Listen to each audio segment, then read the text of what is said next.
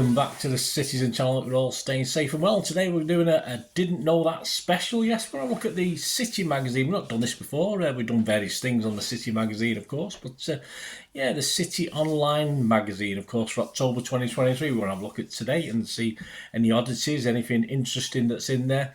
And of course, you can get along and have a read yourself, because it's a great little read, especially on your phone or on your laptop, whichever way you want to read it. It's a shame we don't do a hard copy anymore, but it's always great to have a look at it. So we're going to have a look inside October 2023, the City magazine, which is online at Man City, MCFC.co.uk, like the Man City site anyway. So get on there and you can, it's near the top at the moment as time goes by. I mean, the 2nd of October, as it gets to the middle of October, you might have to look through a few pages for it, but it'll be there anyway.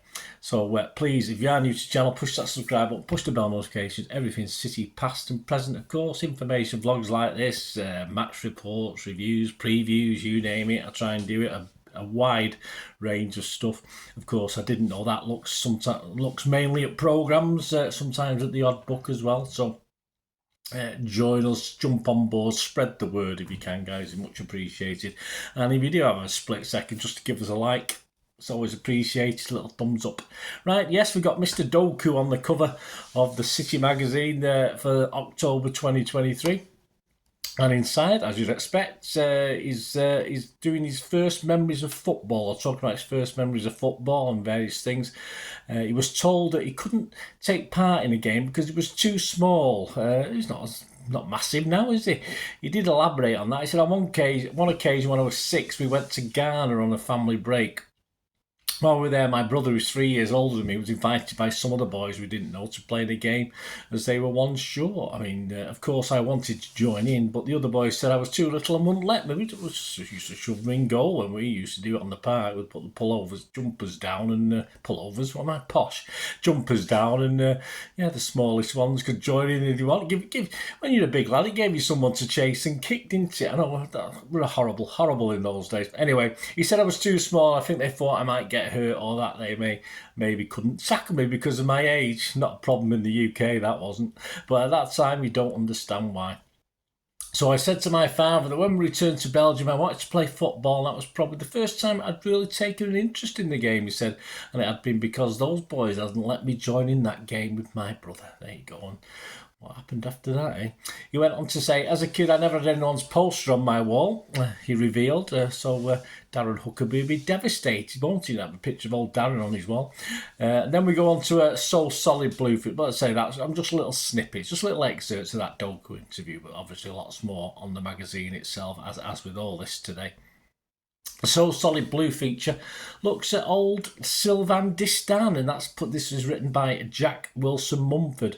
Just a little bit about Sylvin, if you probably know some of this, but it's nice to remind ourselves. He was voted our 2002-03 Player of the Season. That was his first year with us. It was pretty much downhill after that, wasn't it? Well, I'm not really, I'm only joking. City's top flight status, of course, was often reliant on the superb centre-back partnership. Yes, we got old Diaz and Laporte, and Diaz and Aki, and Diaz and Gvardiol, and Diaz and Stones. But yeah, in those days, it was Distant and Richard Dunn. No, there's a pairing. When he eventually did retire from the game after further Premier League stints with Portsmouth, Everton and Bournemouth, he played 469 Premier League games. That tally still stands as the most for any foreign outfielder in the league's history. There you go, so he holds a record. In 2004-05, of course, by playing all 41 games at the back for the Blues as he returned to form and pushed for a UEFA Cup spot, he cruelly missed out on the final day, unfortunately. Not a natural attacker, Distan. His athleticism did sporadically see him venture forward. Yeah, Pep would have made good use of him, surely. His giant stride and wide shoulders proved an intimidating sight, those that dare stand in his way. Yeah, I mean, Pep would have kittens if he marauded forward, I suppose, but it'd be his type of player. He left to join Red Caps Portsmouth, of course, where he won his first real gong, didn't he? He got an FA Cup winners medal with Portsmouth. Well done, Sylvan. Then we went on to Andy Morrison, and as you know, his predictions for the month. And of course, he's done October into November. And he's predicted 5 wins out of 5. So I'll take that. And of course, more on Andy Morrison's predictions in my own little Pepsi 11 features. I include him in my little predictions. So tune in for that to find out his specific predictions. Kolo was interviewed on his influences in his time with us, and he talked to Jonathan Smith about certain characters at Main Road, mainly players, the odd manager. He said on Vincent, old Vinny Company, I'm really happy he's doing well because he's an intelligent guy, he certainly is, a hard worker and learning from Pep as well as having his own identity. He's a really good manager, so why not be a City manager one day? Well, the jury's just out at the moment as Burnley are struggling a little bit as I'm recording this, of course. Roberto Mancini, there you go. We had to pay him secretly, didn't we? Roberto was demanding, said Kolo. He's a nice guy, but when he goes to the players, he's not scared of confrontation. I took that from him. Demanding, confrontational. No shit, Sherlock there. Marc Hughes, he said he's someone who gives ownership to the players. He trusts the players to find the solution on the pitch. Can't manage then, can he, obviously? Carlos Tevez, my lad's favourite, not. Carlos is a ruthless player. When he's playing, there's no joke there. He's a fighter. He likes a round of golf too with his time off, doesn't he? Nigel de Jong, he's got a dirty walk, as we say. I've never heard that one before. He goes for every ball. He's a lovely guy, a guy who sacrifices himself for the team, and I like that, said Kolo. I love players like that. I want them in the team. Oh, when De Jong goes sliding in. And Gareth Barrett, yes, a classy man. He's a gentleman, said Kolo. I don't think we can argue with that one, can we? One of my favourites, Shawnee right. Sean Wright Phillips. Wow, electric. Sean is unpredictable, he said. I would say he can do anything. He can dribble past 2 or 3 players. He can run in the spaces. He can score unbelievable goals. An unpredictable player. I simply call him a little legend. Yaya Toure, his brother, the magician. Yaya is creative. Yaya is ruthless. Yaya is a winner. Yaya has a big passion for football. And Yaya will do everything to win. And thank God he lifted that Champions League curse. Barry Murphy's next, and he talks about his younger EDS team. A lot of players have moved over different teams, left it. So he's got quite a younger squad than normal. And he talks about the ups and downs so far, and he talked to a guy called Neil Lee. He summarised Barry Murphy, summarised by saying, other clubs tend to go strong when they play us, and for our lads it means the level of challenge is really intense. It means the opposition players are much older and more experienced, as we saw in a recent game against Newcastle. That was a real physical test for the first 60 minutes, which was tough, but then we really got a foothold in the game. So the early impressions of the league have to me been very beneficial. So yeah, I mean, bound to, but we expect the odd scrape and the odd hammering, that's for sure. There's a feature on Jaden Heskey, yes, son of Emil Heskey, the new under-18s captain this season. He was interviewed by Holly Percival.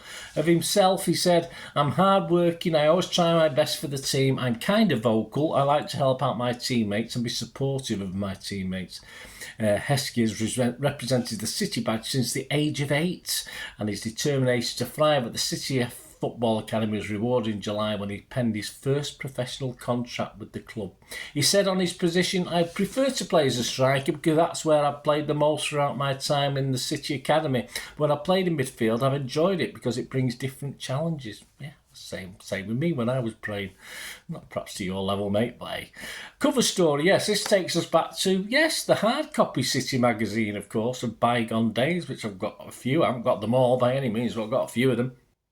And this time they look at a 2006 edition with DeMarcus Beasley on the front cover. And words by David Beasley, no coincidence, spelt a little bit differently. Manager Pearce had been keen to boost his attacking options, and when the opportunity to bring in USA winger DeMarcus Beasley on a season-long loan, the City boss was more than happy to sanction the deal. Beasley arrived from PSV Eindhoven, but injuries halted his early progress. Commenting on the cover design, they said the magazine team went for a simple white backdrop with Beasley in a white tracksuit top, simple and clean. The shot worked really well and came together well with our designer adopting the same font used by the American Express credit card company. They didn't get accepted everywhere either, did they? Beasley would make 22 appearances, that's all, and score 4 goals during his one season with City. Unfortunately for him, it coincided with our worst ever home goals tally of 10, and I missed out on that one, guys. I didn't get so many games that year. I was struggling in my little business, so yeah, I was quite fortunate in that one, but it didn't make it any less painful, of course. In a better City side, he might have flourished, they said, but instead he moved to Glasgow Rangers on a permanent deal in June 2007. And then it goes on to another legend, yes, Brazilian Elano. My club, my city. I've noticed they've been going on about that goal, haven't they, on the City site as I'm recording this, and he reminisces of his time. This is a two-parter. This sort of the stuff he was saying some of the stuff he was saying in part one. New manager Eriksson had to work quickly, of course, in the transfer market when he came, using his global connections to sign the sort of players, and he did sign a hell of a lot, didn't he? He felt the squad needed to add a touch of flair and creativity. Among the influx of new signings he made was Elano Bloomer. There you go, he was a bloomer, wasn't he? A Brazilian attacking midfielder who was largely unknown on these shores, having plied his trade with Ukrainian side Shakhtar Donetsk. Who were they? Never heard of him. For the previous 3 years. It was my dream to play in Europe, said Elano. The Premier League, it's always been one of the greatest competitions, and I had an opportunity to be part of it when I came to City. Another with Huckabee posters on his wall, obviously, or probably not. I always say I have 3 clubs that will never be erased from my life, out of gratitude and appreciation. They are Guarani, where I began, Santos, who put me on the national scene and brought me to the Brazilian team, and yeah, it's got to be City, hasn't it? Of course it has. Elano also says he felt an immediate bond with City fans. He said they were starved of success, we were. For so long they felt passion and hunger, and from the word go was determined to make them as happy as he could. Well, he did occasionally, didn't he? And next month he'll tell us why he wanted to stay longer. And then a Q&A with rapper, I've never heard of him, Taze, a big blue apparently, if you like old Taze. How and when did you become a City fan, he was asked. I've been a City fan since I was a baby. My granddad was a City fan. I look up to him a lot. I had a lot of family trying to put United shirts on me, swines. But I stayed on the blue side of Manchester, the right side, he says. Yeah, granddads are the best, aren't they? Which current City player, in your opinion, would make the best rapper? Now, I think he misinterpreted this question, because he said, I'd have to say Haaland, he said, because I've seen a video of him dropping a few bars when he was younger, but I'd stick to football if I was him. It wasn't the best. I mean, he was asked who would make a good rapper, not who would make a bad rapper, but hey, we'll let that one go. His career ambition? I want to sell out the Etihad. That's more than we do, isn't it? One day I'll be the biggest act to come out of my country, inspiring younger generations to make something of themselves, especially the kids from my area, Moston. Yeah, so from Moston. You can follow Taze on TikTok at Taze Manchester, at Taze MCR, Tays MCR. Mixed Grill is Marc Riley's little interview with celebrities and normal fans, and this month I think it's a normal fan. I've not heard of him anyway. Simon Higginbottom, great name. Not Higginbotham like some of the posh people have you say. Higginbottom, that's a good name. He was asked if he could go back in time to prevent one match from being played, what match would that be and why? And he said, well, Luton at home, 1982-83. Last game we were relegated, we lost. I was there. Never been in that situation as a City fan before. We got beat 1-0. Yeah, never had I. Here. But without that, would we be where we are now? Possibly, who knows?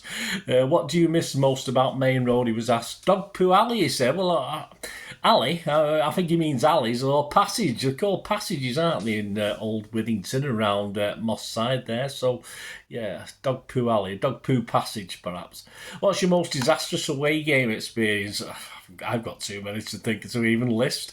He said Stockport County when they went 3-0 up at half time. Me and my brother sat in the Cheadle stand. Had to pretend we supported County, coward. Being a Stockport lad, I got hammered for it for weeks. It wasn't too good in Gorton either, mate. Never mind Stockport.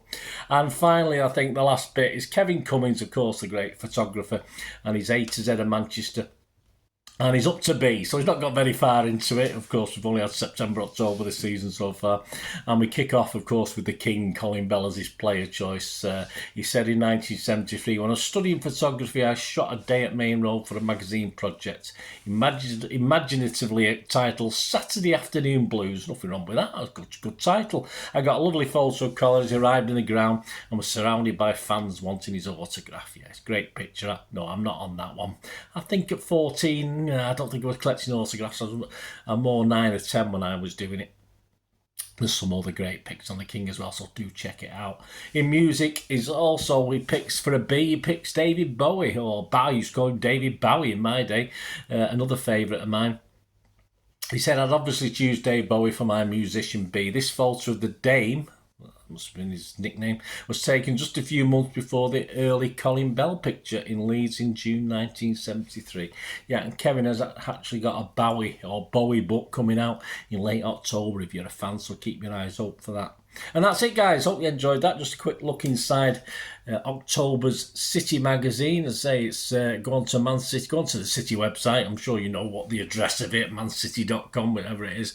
And I think it's probably on the app as well, the other City app that I have. But I tend to just go onto the site on Google, to be honest with you, because some of the stuff doesn't come out quite right on my phone anyway.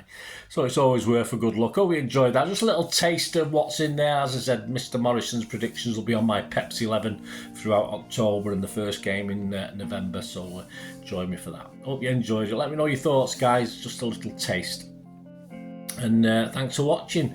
And until we meet again, that's one thing, don't I? Please stay safe, Blues. Come on, City. Bye for now.